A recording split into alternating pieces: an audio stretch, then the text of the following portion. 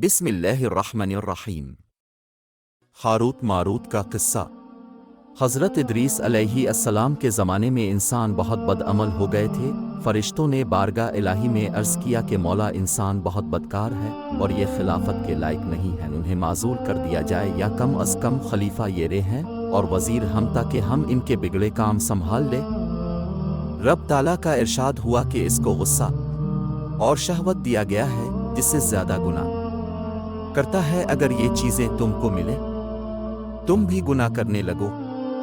फरिश्ते बोले कि मौला करीम, हम तो गुनाह के पास भी ना जाएंगे, खा कितना ही गुस्सा और शहवत हो।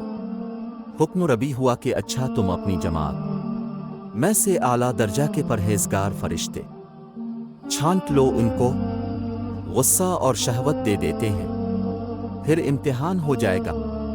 चुनांचे हारूत और मारूत, जो बड़े ही इबादत गुजार फरिश्ते थे, इंतखाब में आ गए। हक ताला ने उनको ये चीज़ें यानी गुस्सा और शहवत देकर शहर बाबुल में उतार दिया और फरमाया कि तुम काजी बनकर लोगों का फैसला किया करो और रोज़ाना इस्म आज़म के ज़रिया शाम को आसमान पर आ जाया करो। ये दोनों 1 महीना तक ऐसे ही आते जाते रहे। इतने अरसा में उनके अदल व इंसाफ का आम चर्चा हो गया और बहुत मुकदमे उनके पास आने लगे। एक रोज़ एक निहायत हुसैन व जमील औरत ने, जिसका नाम ज़ोहरा था, ये मुल्क फारिस की रहने वाली थी, उसने अपने खावंद के खिलाफ मुकदमा दायर किया। ये दोनों उसे देखते ही आशिक ज़ार हो गए और इससे बुरे काम की ख्वाहिश की। उसने कहा, मेरा दीन कुछ और है और तुम्हारा दीन कुछ और इख्तिलाफ होते हुए ये नहीं हो सकता। नीज़ मेरा शौहर बहुत गैरतमंद है, अगर उसे खबर लग गई तो मुझे कत्ल कर देगा, लिहाजा पहले तो अब मेरे बुत को सजदा करो और फिर मेरे शौहर को कत्ल करो, फिर मैं तुम्हारी और तुम मेरे। उन्होंने इनकार कर दिया। वो चली गई, मगर उनके दिल में इसके इश्क की आग भड़क गई। आखिर उसे पैगाम भेजा कि हम तेरे घर आना चाहते हैं। सर आंखों पर ये दोनों उसके घर पहुंच गए।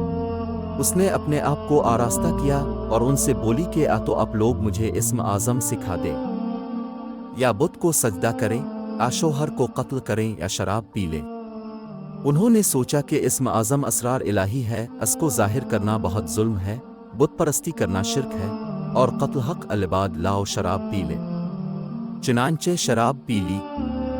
जब शराब पीकर मस्त हो गए, ज़ोहरा ने उनसे बुत को सजदा भी करवा लिया, अपने शौहर को कत्ल भी और इस्म आज़म भी पूछ लिया।